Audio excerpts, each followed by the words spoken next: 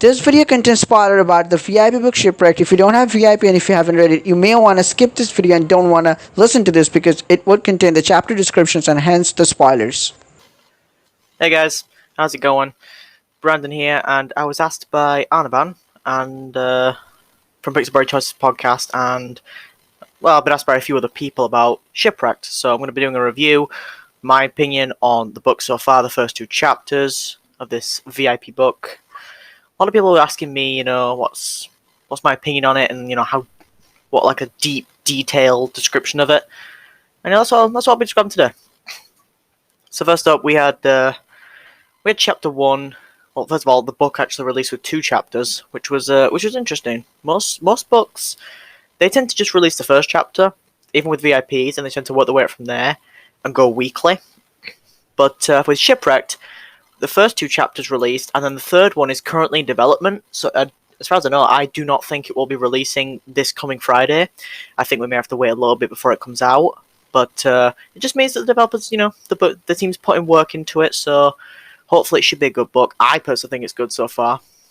And, it's going to be interesting to see how this book turns out. So it starts off quite simple. You start off with your MC, able to fully customize gender, various hairstyles, and sprites available, which I think is really good. It's...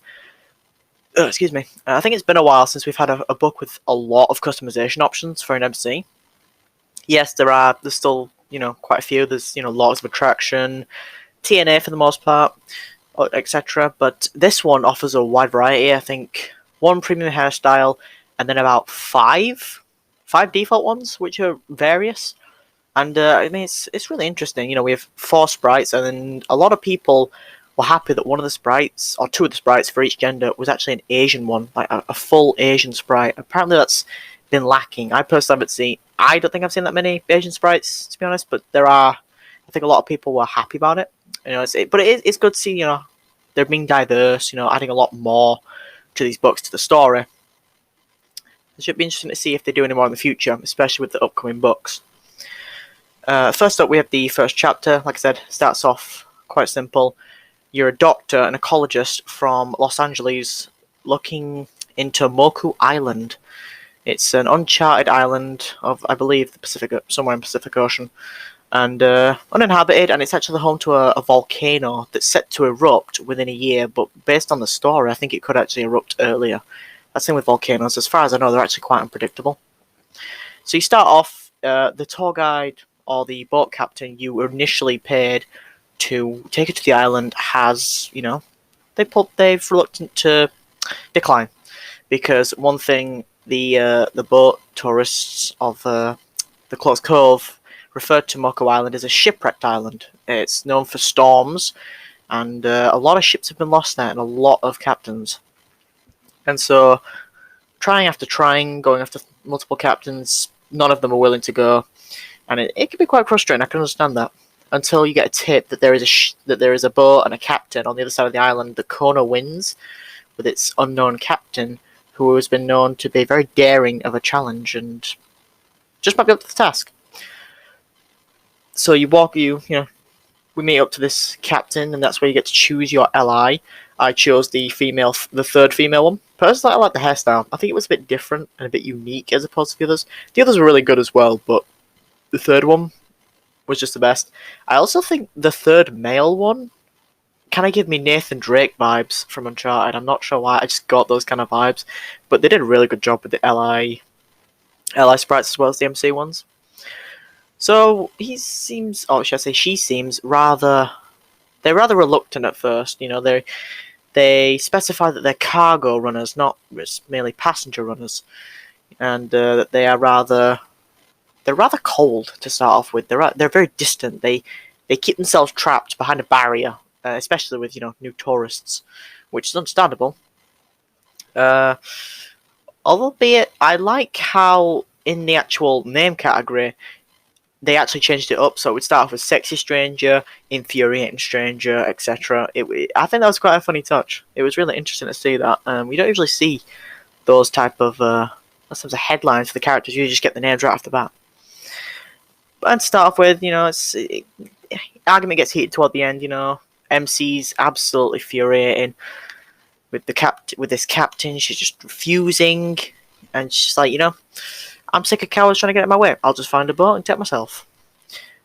And then once you get back down to the regular dock, we have a run-in, or should I say an encounter with a local who's not exactly open to the idea of going to Moku Island. It seems very hesitant of someone going there. And of course, this MC is stubborn as hell, which I admit is quite nice. It's nice to have a really stubborn MC. The local isn't very happy with the response, and as with our response, and as a result, tries to knock us in the water and take us out. Getting tangled in the ropes underwater, not being able to get up, not being able to get away, not being able to get out of the ropes, until said stranger, this captain, dived into the water in the first beautiful art scene that we've seen. Because one thing this book is absolutely amazing for so far in these first two chapters is the art and the music. The art for some of the scenes in the first two chapters is absolutely amazing. Top quality detail. It, honest to God, it just looks like the perfect art you want on your mobile screensaver. Honest to God. Who doesn't want it? This said captain pulls you out, and that is when you can actually name your LI. The names for mine were Kiana Ackerman for the MC, and then the LI was Isabella Nikili. I went with the default first name for the MC and the default last name. A lot of people have been wanting to do some different names. I know a lot of people have been seeing if they can get a Captain Jack Sparrow in there. I was thinking of doing it, but I'm hesitant because I really want to go with my third LI. And, you can't really have a doctor instead of a captain, so may have to see what we can do there. And there's a few other funny names we've got for Martian Cat. She has Dr. Gilligan, not Doctor, sorry, Captain Gilligan Drake. And then for her MC, it is... Ooh. I can't actually remember Cat's MC now. I'll have to remember. If not, you can check her Twitter at Martian Cat. She also streams Shipwrecked, and she does her own playthroughs as well, so it should be interesting to see. One thing I like is there's quite a few people doing this game, so you'll be able to get in multiple perspectives. But yeah, there's some good combinations.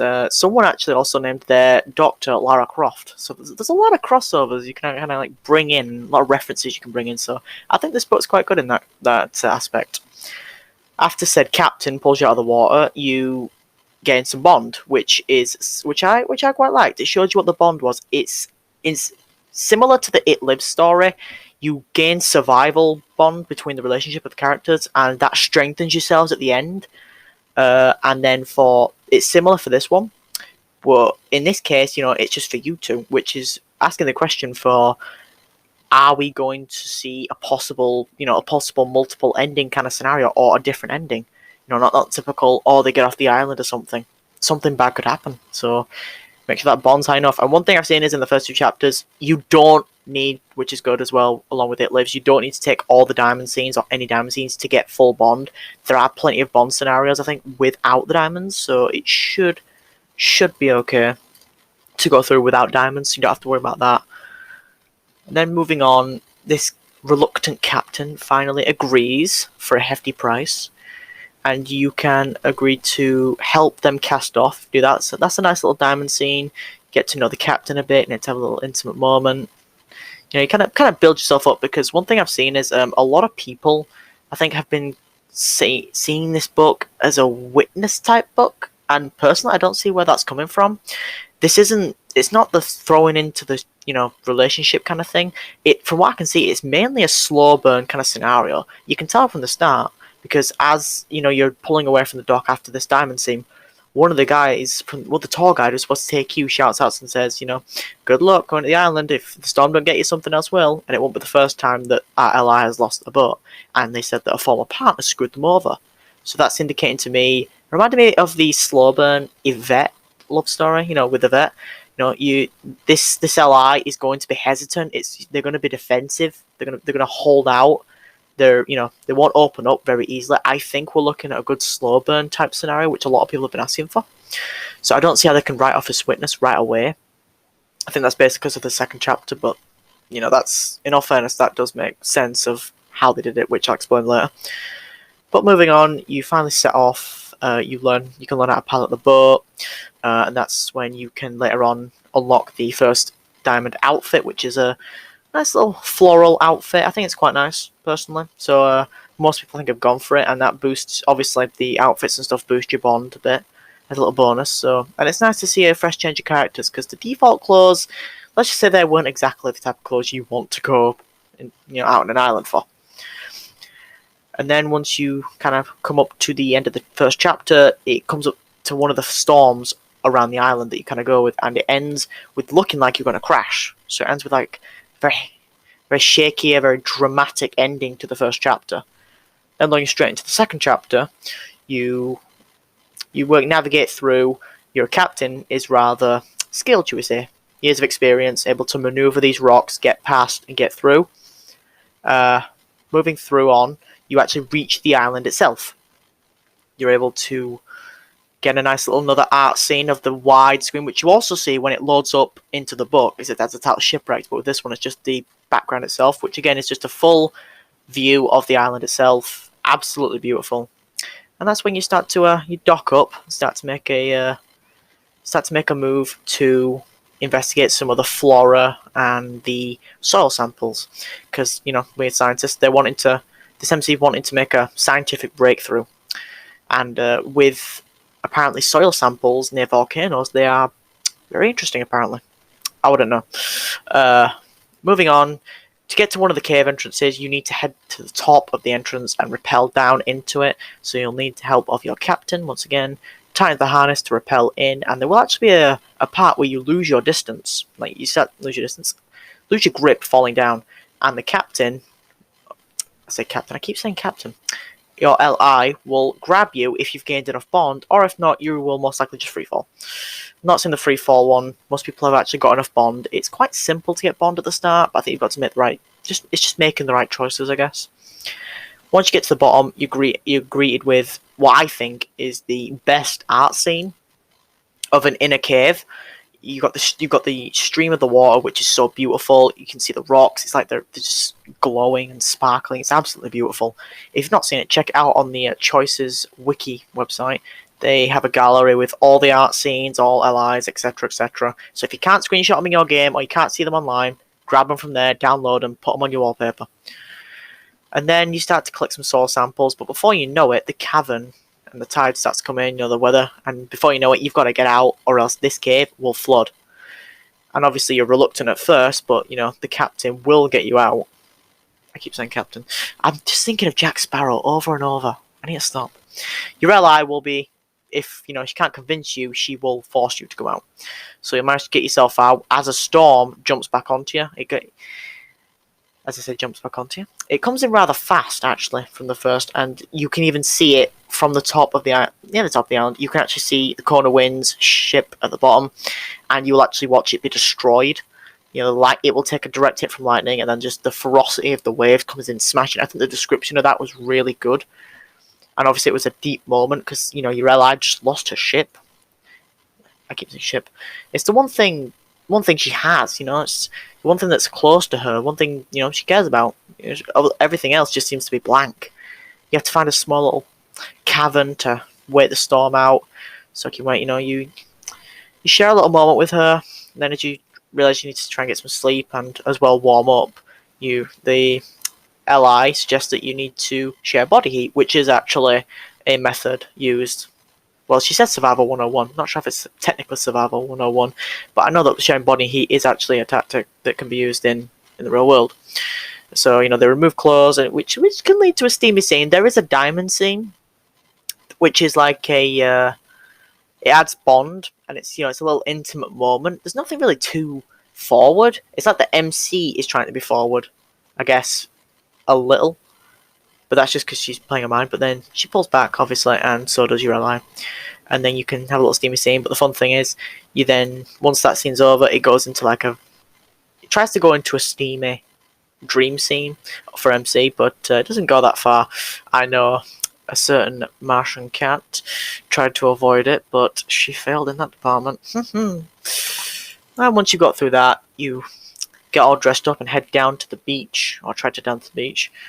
And one thing again is you realise how careful the MC needs to start being, because there's there's a lot on Moku Island. It seems as you're moving down, you can actually hear an animal roar, which I think is a lion. Could be a tiger. Could be wrong. As you're starting to head down, it's also showing that there's going to be some challenges on this island that people have to overtake. I'm going to be really interested to see how that goes out. So once you get collected, you head down to see what the damage is to the ship and, if it's salvageable.